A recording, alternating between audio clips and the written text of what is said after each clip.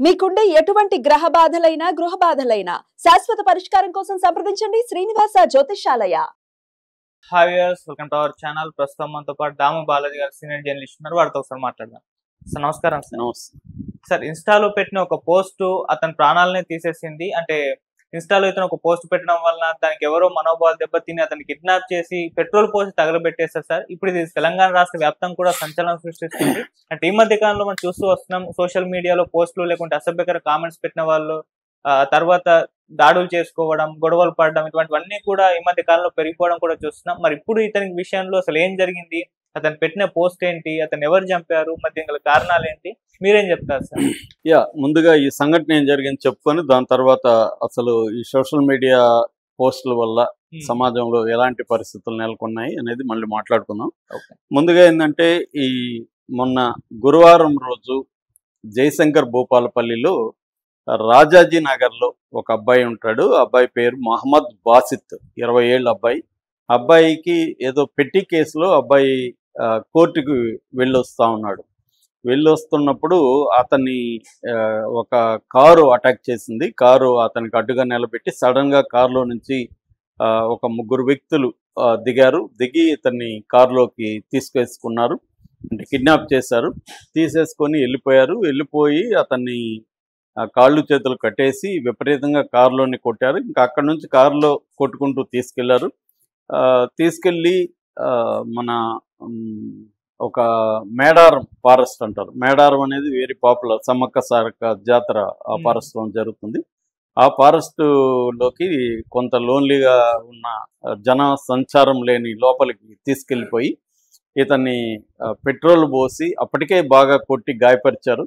So petrol పోసి సజీవంగానే అతను ప్రాణాలతో ఉన్నప్పుడే కాళ్ళు చేతులు కట్టేశారు, నోట్లో కూడా గొట్లు కొక్కారు, పెట్రోల్ పోసేసి నిప్పంటించారు. మామూలుగా మనం ఇట్లాంటి సినిమాల్లోనే చూస్తుంటాం ఎక్కువగా.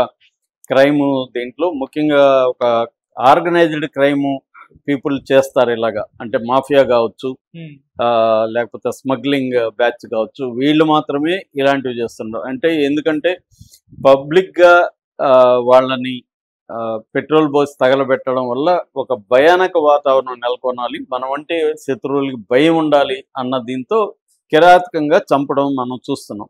కానీ ఒక పర్సనల్ రైవలరీలో ఒక 3 కుర్రవాళ్ళు ఇంకొక కుర్రవాడిని తీసుకెళ్ళి కాళ్ళు చేతులు కట్టేసి పెట్రోల్ పోసి తగలబెట్టడం, అది కూడా తెలంగాణలో జరగడం అనేది ఒకసారిగా అందరికి షాక్కు గురవుతుంది. నేను కూడా ఎప్పుడు ఇలాంటి సంఘటన చూడలేదు. మామూలుగా అయితే ఏదో ఒక రకంగా చంపేస్తారు, చంపిన తర్వాత డెడ్ బాడీని తగలబెట్టడం చూస్తున్నాం.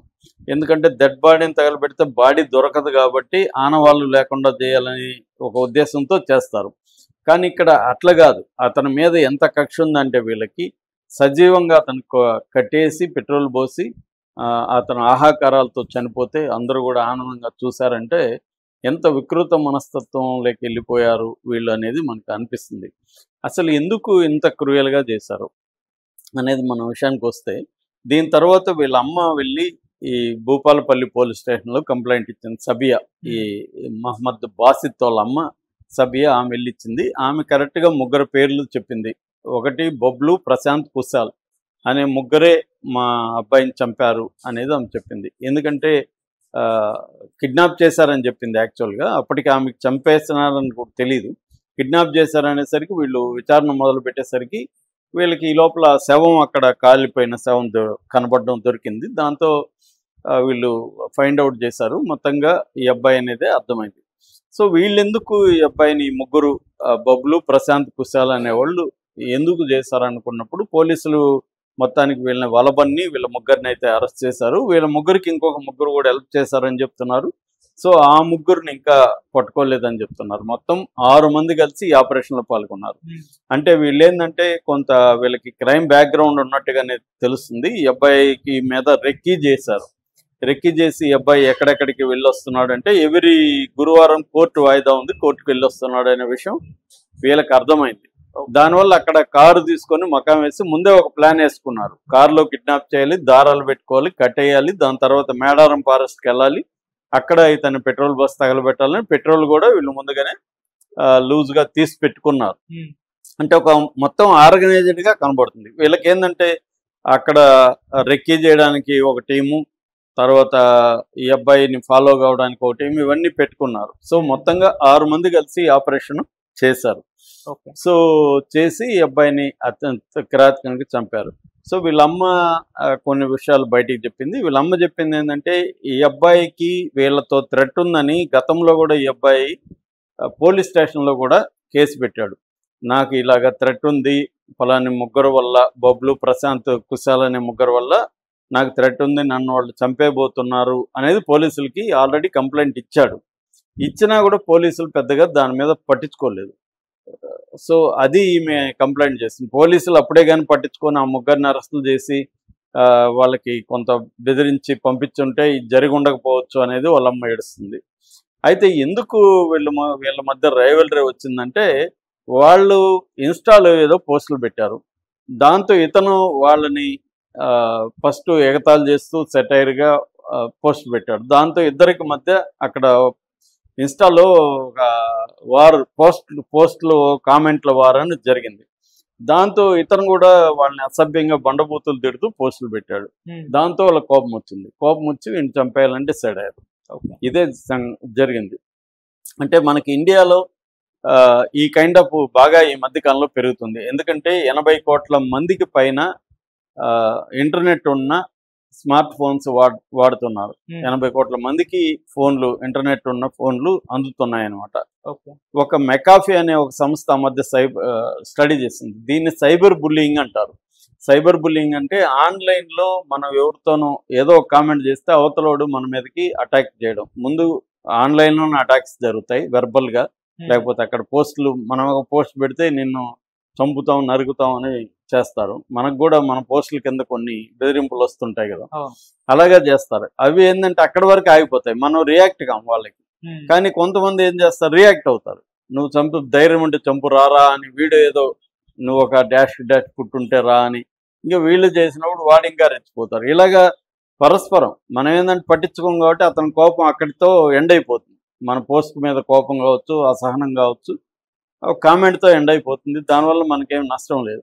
మనం ఎప్పుడైతే రియాక్ట్ అయ్యి మళ్ళీ వాళ్ళకి పెడతామో వాడు ఇంకా అగ్రివేట్ అవుతారు.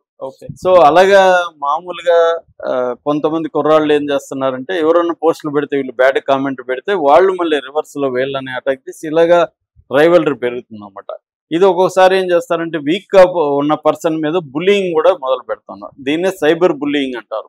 ఈ సైబర్ బుల్లింగ్ అనేది ఇండియాలో 85% చిల్డ్రన్ మీద ప్రభావం పడుతుంది అనేది మెకాఫీ స్టడీ చేస్తుంది. అట్లాగే యూనిసెఫ్ కూడా 30 దేశాల్లో సర్వే చేస్తే 33% ఇండియాలో victims, Indian cyber youth victims అనేది ఈ సంస్థ చేసింది. అట్లాగే సైబర్ బుల్లింగ్ రీసెర్చ్ సెంటర్ అని ఇంకొక సంస్థ ఉంది, దీని మీదనే పనిచేస్తుంది. ఆ సంస్థ కూడా ఏం చెప్తుందంటే, టీనేజర్స్ 49% టీనేజర్స్ ఈ బుల్లింగ్కి గురి అవుతున్నారు అనేది చెప్పింది. ఇది COVID-19 తర్వాత పెరిగిందనమాట. మనకి ఆ మధ్య ఒక బ్రిటిష్ వెబ్ సిరీస్ వచ్చింది నెట్ఫ్లిక్స్లో, ఒక సింగిల్ సీజన్ వెబ్ సిరీస్, దాని పేరు అడోల్సెన్స్. దాంట్లో కూడా ఏంటంటే 13 year బాయ్ ఇంకొంతమంది ఫ్రెండ్స్తో సోషల్ మీడియాలో ఇంటరాక్ట్ అవుతూ ఒక అమ్మాయితో ఇతనికి గొడవ అవుతుంది. చివరికి ఆ అమ్మాయిని చంపేస్తాడు అతను. దాని మీదనే కేసు పెడతారు, అతన్ని అరెస్ట్ చేస్తే జైల్లో పెడతారు. దీని మీద పేరెంట్స్ షాక్ అవుతారు. ఇతను ఎప్పుడు చాట్ చేశాడు, ఎప్పుడు ఎవరితో సోషల్ మీడియాలో ఇంటరాక్ట్ అవుతున్నాడో పేరెంట్స్కి తెలియదు. వాళ్ళు పాపం అన్నీ ప్రొవైడ్ చేశారు, బాగా చూసుకున్నారు పిల్లవాడిని, కానీ ఈ విషయాలు వాళ్ళకి తెలియదు అనమాట. దాంతో వాళ్ళు చాలా తీవ్రంగా ఏడుస్తారు అన్నమాట. అది బేసిక్ కథ. అది పెద్ద హిట్ అయిందనమాట, ట్రెండింగ్లోకి వెళ్ళింది.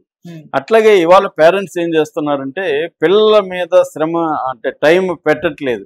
వాళ్ళు ఏమేమి చేస్తున్నారు, వాళ్ళ చదువు మీద, వాళ్ళకి కాలేజీల్లో, స్కూళ్ళల్లో డబ్బులు పెట్టడం, వాళ్ళు అడిగింది కొనియడం, వాళ్ళు చదవాలి బాగా చూసుకోవడం, దానికి అవసరం కాబట్టి ఫోన్లు కొనిచ్చేయడం, ఇవన్నీ చేస్తున్నారు తప్ప వీళ్ళు సోషల్ మీడియాలో ఏమేమి యాక్టివిటీలు చేస్తున్నారని ఒక నిఘా అనేది ఉండట్లేదు. వీళ్ళు దాంతో విచ్చలవిడిగా సోషల్ మీడియాలో వీళ్ళు ఇష్టం వచ్చినట్టు బిహేవ్ చేయడంతో క్లాషెస్ పెరిగిపోయి అది క్రైమ్కి దారితీస్తుంది. అందుకనే చాలా దేశాల్లో, ఈ లేటెస్ట్గా ఆస్ట్రేలియాలో కూడా చిల్డ్రన్ అంటే 15 years అట్లా 18 years లోపల ఉండే చిల్డ్రన్ సోషల్ మీడియాలో బ్యాన్ చేస్తూ ఉన్నాయి చాలా దేశాలు. ఎందుకంటే వీళ్ళకి ఇంకా మెచ్యూరిటీ ఉండదు, ఎలా డీల్ చేయాలో తెలియదు. వీళ్ళు సోషల్ మీడియాలోకి వెళ్ళి పోస్టులు పెడుతున్నారు. ఈ అబ్బాయి కూడా 20 ఏళ్ళే. ఈ అబ్బాయి వాళ్ళని అబ్యూజ్ చేయాల్సిన అవసరం లేదు. కాకపోతే ఈ అబ్బాయి అనుకొని ఉండకపోవచ్చు, ఈ స్థాయిలో వాళ్ళని చంపే స్థాయిలో అనుకుంటారు, అనుకోకపోయి ఉండొచ్చు. సరదాగా వాళ్ళు ఒక బూత్ తిడితే ఇతను 4 బూతులు ఎక్స్ట్రా తిట్టాడు. కానీ వాళ్ళు ఏం చేశారు, దాన్ని సీరియస్గా తీసుకొని ఇతను చంపేయాలని డిసైడ్ అయ్యి అత్యంత క్రూరంగా చంపేశారు. అందుకనే పేరెంట్స్ దీని నుంచి ఏం నేర్చుకోవాలంటే, తమ పిల్లలు ఎవరితో చాటింగ్లు చేస్తున్నారు, సోషల్ మీడియా యాక్టివిటీ ఏంటి, ఎన్ని గంటలు చేస్తున్నారు, ఇవన్నీ చూడాలి. నిన్ననే నేను ఒక డెంజల్ వాషింగ్టన్ సినిమా చూస్తే వాళ్ళ కొడుకుతో కారులో ఇదే సంభాషణ. ఎన్ని గంటలు చూస్తున్నారు ఆ రోజుకి ఫోన్ అంటే వాడు 5 గంటలు అని చెప్తున్నాడు. సో 5 గంటలు ఫోన్ ఎందుకు చూస్తున్నామని ఫాదర్ అంటే వాడు సీరియస్ అయిపోతున్నాడు కొడుకు. సో ఇలా ప్రపంచవ్యాప్తంగా ఉన్న సమస్య, ఇండియాలో కూడా ఇది బాగా పెరుగుతుంది అన్నమాట. Okay sir, thank you so much.